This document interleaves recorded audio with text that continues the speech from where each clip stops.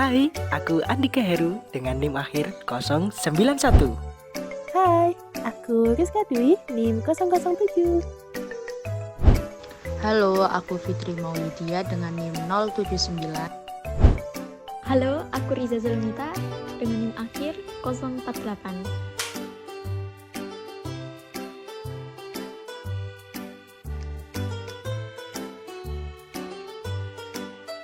Apa sih teori kognitivistik itu? Definisi kognitif berasal dari kata cognition yang mempunyai persamaan dengan knowing yang berarti mengetahui. Dalam arti yang luas, cognition atau kognisi ialah perolehan penataan penggunaan pengetahuan menurut Muhyiddin tahun 2005. Teori belajar kognitif lebih mementingkan proses belajar ketimbang hasil belajar itu sendiri. Model belajar kognitif mengatakan bahwa tingkah laku seseorang ditentukan oleh persepsi serta pemahamannya tentang situasi yang berhubungan dengan tujuan belajarnya. Siapa ya tokoh-tokoh teori kognitivistik itu? Nah, nama-nama di atas merupakan nama-nama dari tokoh teori kognitivistik.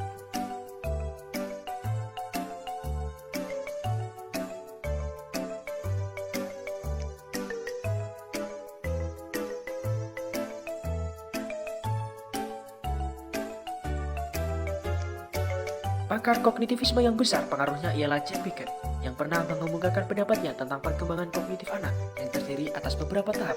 Implikasi teori perkembangan kognitif Piaget dalam pembelajaran adalah bahasa dan cara berpikir anak berbeda dengan orang dewasa.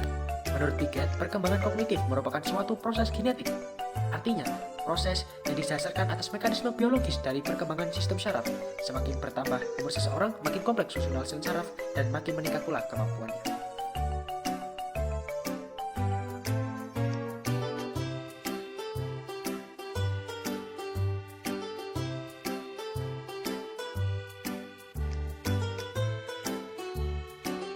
Nah, selanjutnya menurut Alsuber, ia mengatakan siswa akan belajar dengan baik jika isi pelajarannya didefinisikan dan kemudian dipresentasikan dengan baik dan tepat kepada siswa, atau disebut advanced organizer. Dengan demikian, akan mempengaruhi pengaturan kemampuan belajar siswa. Advanced organizer ini adalah sebuah konsep atau informasi umum yang mewadahi seluruh isi pelajaran yang akan dipelajari oleh siswa. Advanced organizer memberikan 3 manfaat, yaitu 1. Menyediakan suatu kerangka konseptual untuk materi yang akan dipelajari. 2. Berfungsi sebagai jembatan yang menghubungkan antara yang sedang dipelajari dan yang akan dipelajari. Yang terakhir, dapat membantu siswa untuk memahami bahan belajar secara lebih mudah. Nugroho 2015-293.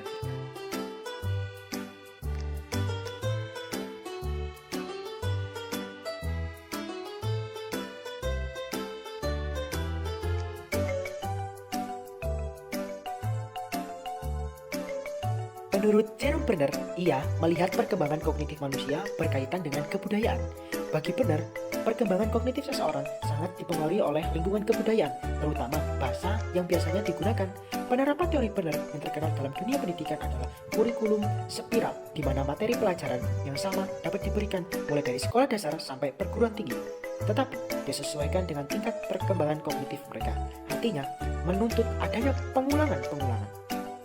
Cara belajar yang terbaik menurut Brenner adalah dengan memahami konsep, arti, dan hubungan melalui proses intuitif, kemudian dapat dihasilkan suatu kesimpulan atau free discovery learning.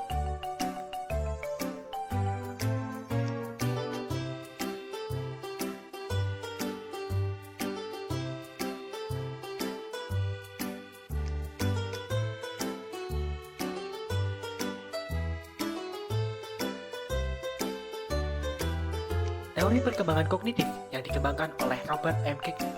Menurut Gagner, belajar dipandang sebagai proses pengolahan informasi dalam otak manusia. Dalam pembelajaran terjadi proses penerimaan informasi untuk kemudian diolah sehingga mengeluarkan keluaran dalam bentuk hasil belajar. Pengelolaan otak manusia dibagi menjadi 5, yaitu reseptor, sensory register, short memory, long term memory, dan response generator. Salah satu yang berasal dari psikologi kognitif adalah teori pemrosesan. Informasi yang dikemukakan oleh Robert M. Gagner. Menurut teori ini, belajar dipandang sebagai proses pengelolaan informasi dalam otak manusia.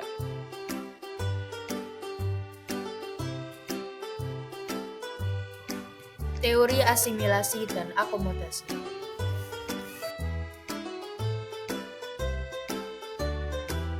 Teori asimilasi yaitu proses pengintegrasian informasi baru ke struktur kognitif yang sudah ada. Lebih simpelnya, teori asimilasi ini adalah hasil dari pemahaman yang telah kita ketahui, lalu kita kaitkan pada hal-hal yang baru.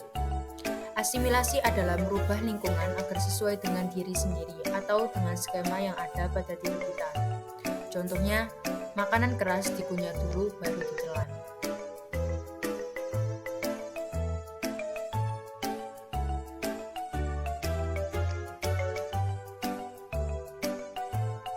Kemudian, teori akomodasi, yaitu proses penyesuaian antara struktur kognitif ke dalam situasi yang baru. Penerapan proses perkalian dalam situasi yang lebih spesifik, penyesuaian pengetahuan dalam situasi baru. Akomodasi adalah merubah diri atau skema yang ada pada diri agar sesuai dengan lingkungan yang ada. Pada akomodasi ini terjadi penambahan skema baru. Skema lain tidak hilang, tambahan skema-skema baru inilah menurut Piaget sebagai perkembangan kognitif. Kelebihan dan kekurangan teori belajar kognitivistik. Kelebihan, yang pertama, menjadikan siswa lebih kreatif dan mandiri. Yang kedua, membantu siswa memahami bahan belajar secara lebih mudah. Yang ketiga, pendidik dapat memaksimalkan ingatan yang dimiliki oleh peserta didik. Kekurangan, yang pertama, teori tidak menyeluruh untuk semua tingkat pendidikan. Yang kedua, beberapa prinsip seperti intelijensi sulit dipahami dan pemahamannya masih belum tuntas. Yang ketiga, sulit dipraktikkan khususnya di tingkat lanjut. Selanjutnya, kesimpulan dari teori kognitivistik.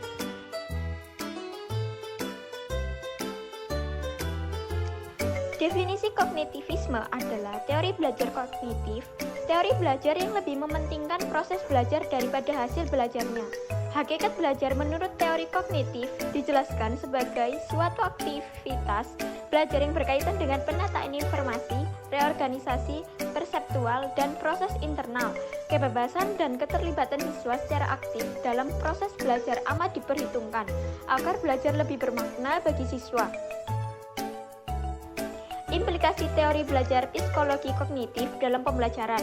Dalam perkembangan, setidaknya ada 3 teori belajar yang bertitik tolak dari teori kognitivisme, yaitu teori perkembangan Piaget, teori kognitif Brunner, dan teori bermakna Ausubel.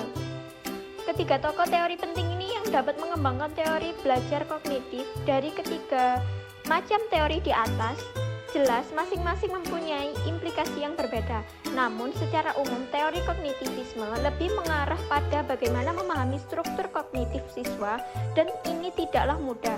Dengan memahami struktur kognitif siswa, maka dengan tepat pelajaran disesuaikan sejauh mana kemampuan siswanya.